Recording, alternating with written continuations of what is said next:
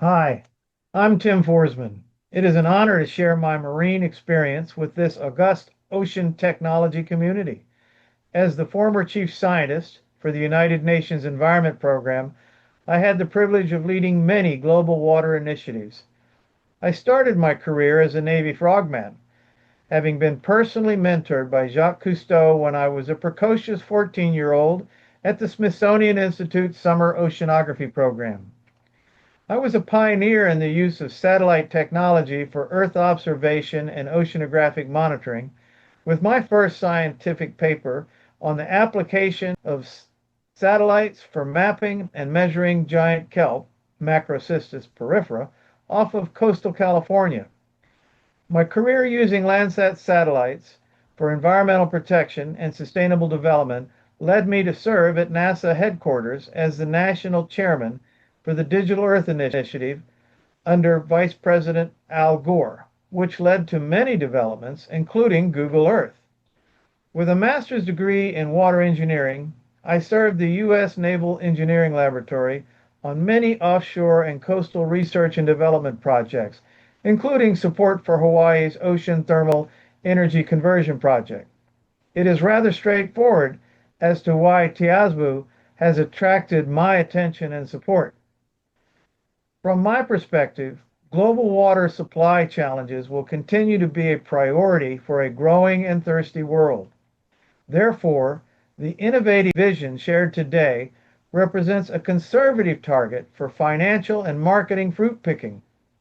Today, you will witness a brilliant demonstration of Tiabzu's creative engineering genius for the restoration, reuse, and regeneration of the near-shore infrastructure meet the demands for freshwater resources.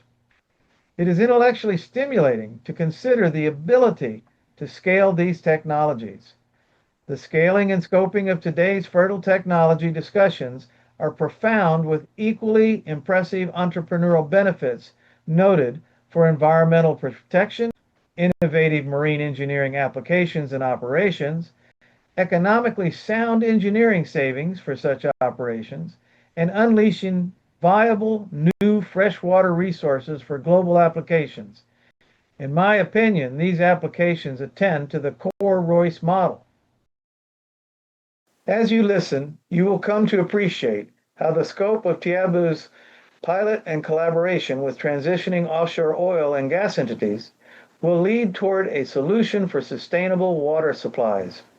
You will appreciate the versatile configurations of the Tiabzu buoyancy control technology for global maritime applications. Again, consider the scoping and scaling of this unprecedented engineering capacity for myriad marine applications in the remnants of offshore energy infrastructure. Buoyancy control allows for launching with commonly available harbor ramps and cranes that not only lowers capital costs of implementation, but broadens accessibility outside areas of concentrated offshore resources. Versatility enables mobility response for humanitarian or emergency need or transport operations between islands or coastal communities, including support for forward operating bases. Tiabzu technology harmonizes with the global water supply security issues, as well as the environmental protection and sustainability goals of the United Nations. Tiabzu technology offers unprecedented new opportunities to support coastal communities in the U.S. and around the globe, creating a balance for economics, environmental, and social conditions.